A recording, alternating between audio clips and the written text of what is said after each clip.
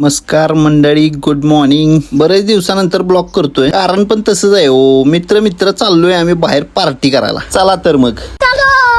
पार्टीला कुठं पण जायचं असलं ना तर पाण्याची सोय केलेली बरी असते हो. कसं आहे, कुठं पण काम तटाय नको. गाडीत सगळं साहित्य भरून आपलं लागलो मार्गाला बघा. सोळांपूरला मागं टाकून आपलं चाललोय गैबीच्या घाटातनं पुढे.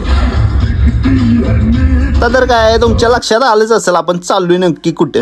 मित्रांनो, आपण चाललोय बघा राधानगरी मधील काळमवाडी डॅमला जाताना इथं फोटो नाही काढला असं शक्य आहे का? एंट्रीच्या इथं फोटो काढले, मग गँग म्हणली अरे आम्हाला सगळ्यांना घे ब्लॉग मध्ये. काय एक नंबर नेचर आहे म्हणता, एकदम शांतता हो. जाता इथं अंबाबाईचं मंदिर आहे बघा. जंगलात असं मंदिर असेल असं कुणालाच वाटणार. काय पोरांना म्हणलं चला आपलं दर्शन घेऊ. अंबाबाईचं दर्शन घेतल्यानंतर आम्ही लागलो पुढच्या मार्गाला. कसं आहे वातावरण एकदम क्वालिटी हो. जंगलातनं पुढे गेल्यानंतर एकदम दाप्पगरणं असा डॅम दिसतोय बघा. डॅमच्या तिथं काय फोटो व्हिडिओ कॅमेरा चालत नाही, त्यामुळे बाहेरनच तुम्हाला दाखवतो. पण तुम्ही सगळी फॅमिलीला घेऊन या एकदा. पुढे गेल्यावर दिसलं फणसाचं झाड. मग काय पोरं आमची काय गप्प बसत्यात होय, म्हणली फणस काढायलाच लागतोय. झाड काढायसारखं आहे.